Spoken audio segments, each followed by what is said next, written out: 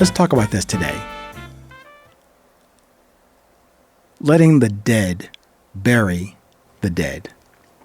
That sounds prophetic, doesn't it? Maybe even pathetic, but let's go with prophetic, doesn't it? Or it could sound dismissive, or with a severe lack of empathy. That's not my intention today. And that statement, let the dead bury the dead, you probably have heard that from someone else, and I'm probably not the first one you ever heard that from. But it kind of makes sense. Consider this. Most of us who have attended a funeral or two, either by force or by happenstance, we have witnessed some sincere grief and lamentations for the person being put into the ground.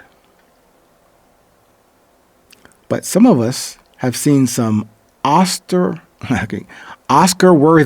performances from suddenly emotional funeral visitors, expressing an emotion for the dead guy and with the demonstrative toss of the flour or dirt on the casket.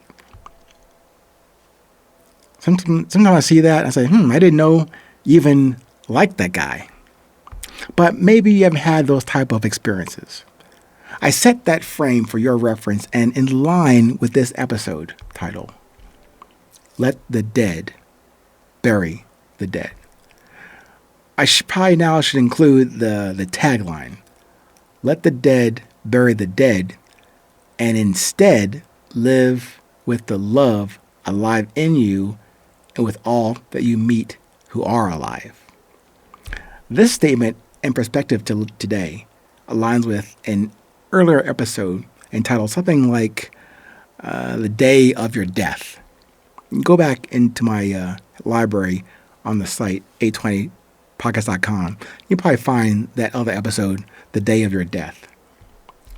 Anyway, as a summary, I suggested that instead of waiting for that glorious and elaborate funeral that you have insurance and reservations for the church and burial grounds in your favorite city, or in that landfill, I suggested that you arrange for that party and gathering while you are still freaking alive. The day of your death. Plan it now.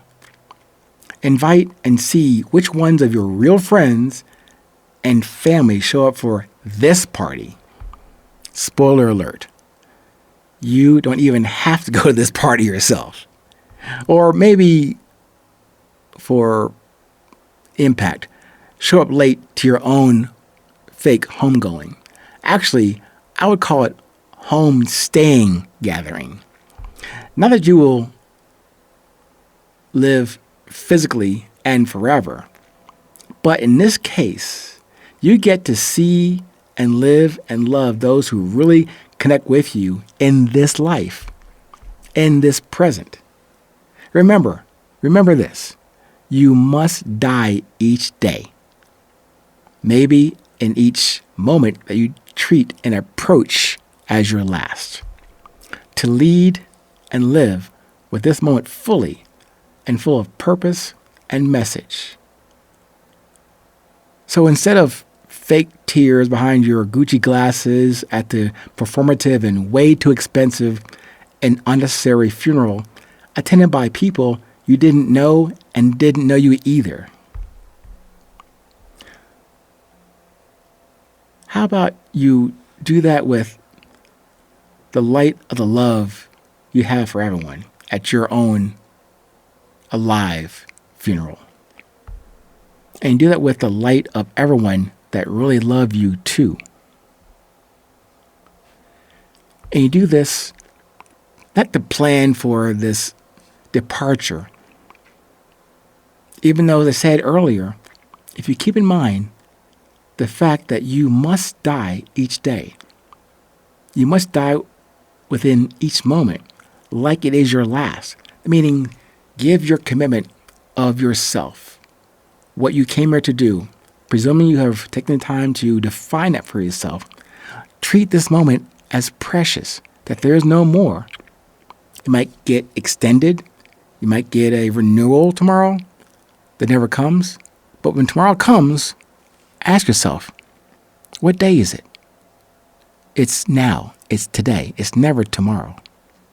So I'm asking you to take this present moment on the day of your death, while you are alive, and treat it as unique as you are. This also is from another dispatch from Mr. Ryan Holiday. Quote, Marcus Aurelius reflects on the wisdom he gained from various teachers throughout his life.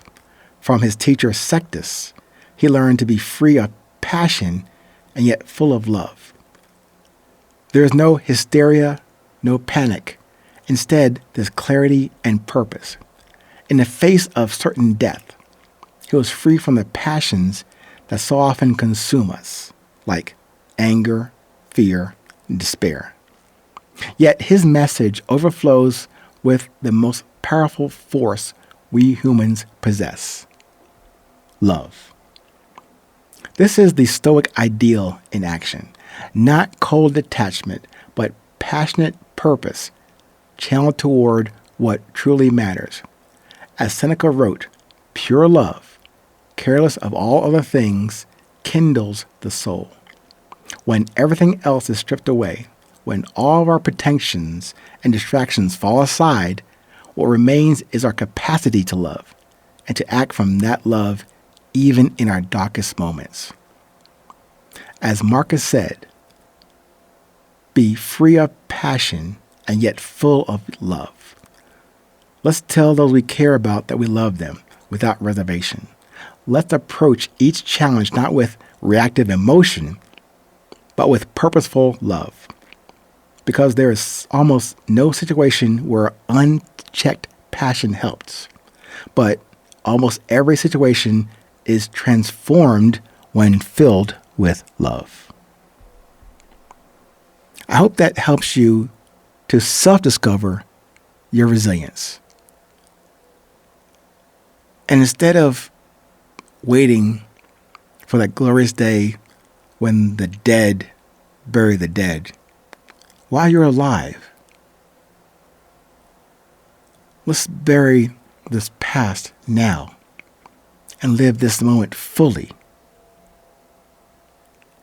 from the perspective that I've offered to you. Nothing new, nothing revolutionary. It's been here forever. You've been here forever. We've been here together for the past almost 8 minutes, but we're still here. And here with a purpose and a message to receive and share and give to each other.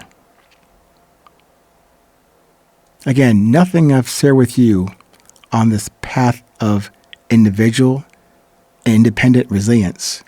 It's a way that I'm offering to you as something that connects us more than ever distracts us or to separate us.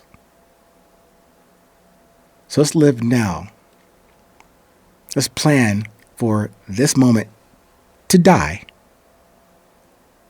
But let's give everything we have in the meantime to make it present, keep it current, and to stay here with you and I and with you that you love, and know that it's always 820.